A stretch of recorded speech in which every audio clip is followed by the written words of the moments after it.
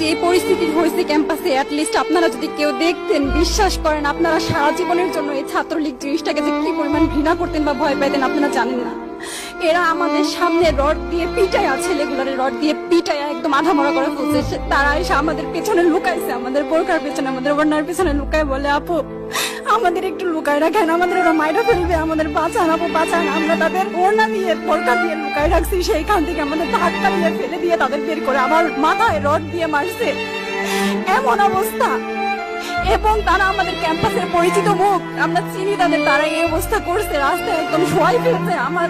আমাদের হলের মেয়েদের বুকে বড় বড় যে আসতো ইট, এই ইট গুলো বুকে ফেঁকে দিচ্ছে, মানে একদম পুরো বুকে লাগছে, এরকম জামা কাপড় ছিঁড়ে ফেলছে, এত বাজে অবস্থা। অথচ আমার ব্যাচমেট, আমরা যাদের সাথে ক্লাস করি, একসাথে বসি, আমি তাদের একটা কথা বলতে দেখি না এগুলো নিয়ে, একটা কথা না। এবং তাদের নিউজ ফিডে গেলে দেখবেন তারা এখন এগুলাই সাপোর্ট করে যাইতেছে। কিচ্ছু বলার নাই। আমি কেমনে যাই এই মানুষগুলোর সাথে এত বছর ক্লাস করছি, বা আমি আরো 6টা মাস কিভাবে ক্লাস করবো আমি জানি না, আমি সত্যি জানি না।